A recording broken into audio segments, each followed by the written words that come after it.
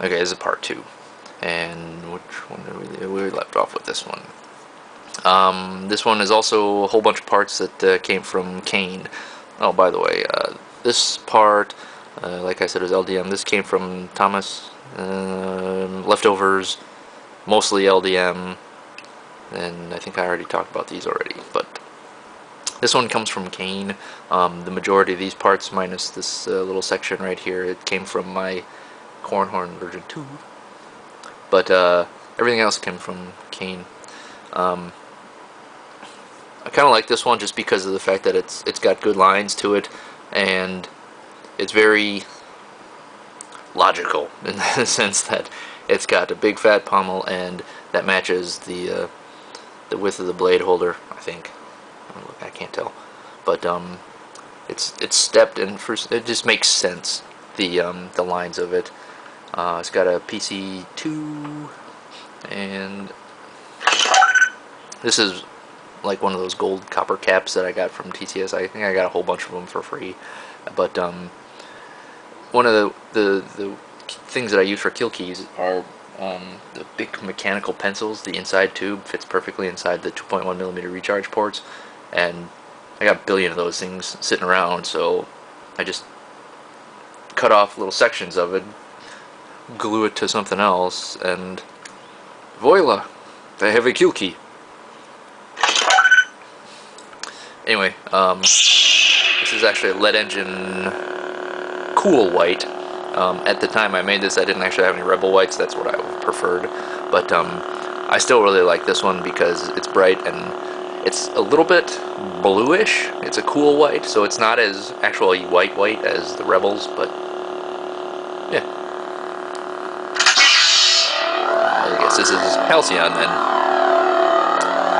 But the little cutout right here for the aux button, again, more gold plating and stuff like that.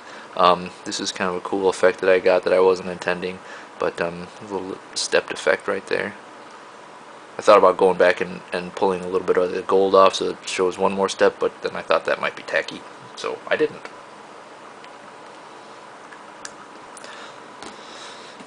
Oh, this one way over here. This one, some more parts from Kane, but this one totally not using MHS parts the way they're intended to be used, and that's why I really like this one, just because of the fact that it's way out there. The flange here I actually got from Arm on Fire, Randy, so hey, Randy helped out with this stuff too, so thanks. Female section from a rib section, and then a couple of ribs that also go in the flange. It actually has the same inner diameter tube as the maul blade holders, and it actually goes down to about like here, I think. But then this is the female section side, the male section side. Focus. Anyway, more rib section that I actually got that was pre-particle coated from TCSS sale. This covers up all the screws that are actually holding this part together. It's still wicked solid, but it just has some set screws and stuff holding it together with the inner tube, etc., etc. This is actually a blade holder, I want to say 1, I don't remember, but basically I just chopped the threads off and made a pommel out of it, and it's got a little piece of MHS shroud material to give it a little bit more definition with some 3mm screws and stuff like that. And the painting that ended up just such beautiful weathering right there, that was actually Kane. He sent me the part like this, and I thought it looked great the way it was, so I used it the way it was. Some copper paint and stuff down there, and again, just the used parts in their as-is condition were really good, in the sense that like it showed a lot of pre-weathering and age and stuff, so I thought it was great for this one, so I used it. Recharge port is down here, kind of hidden. Again, this one is another more pencil thing, but with just a screw on top of it, or a button head. This has a crystal shard also. No effects. I have it turned down too. And pommel is some copper mesh.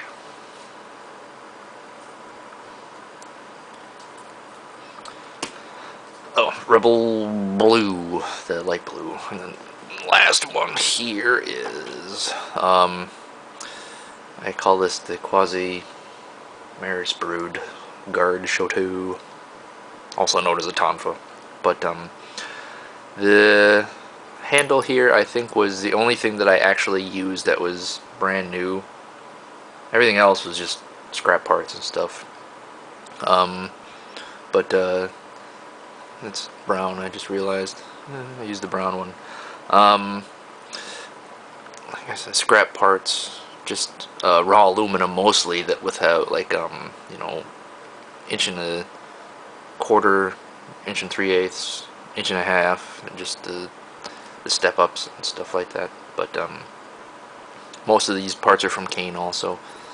Some leftover stuff. I like the weathering and how it turned out.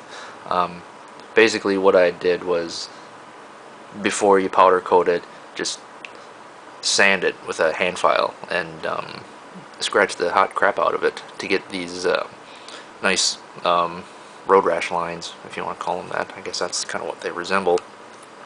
But and then I used a really coarse file so that they were fairly deep, and then you PC it, and then you strip it, and then again it comes off, so this is totally smooth, but at the same time it has some really cool weathering going on.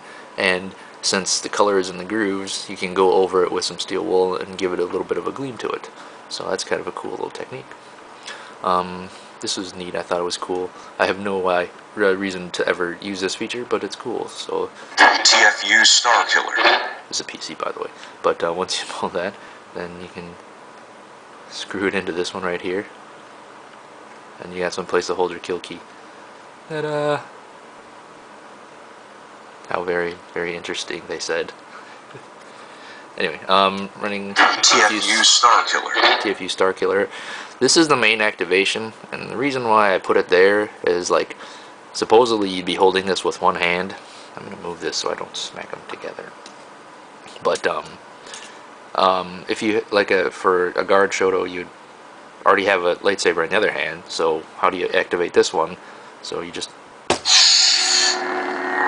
slap it down, and it's already sticking out. So then you go ahead and you do your fighty stuff, and then that's cool there, because then you can do all the effects with that one.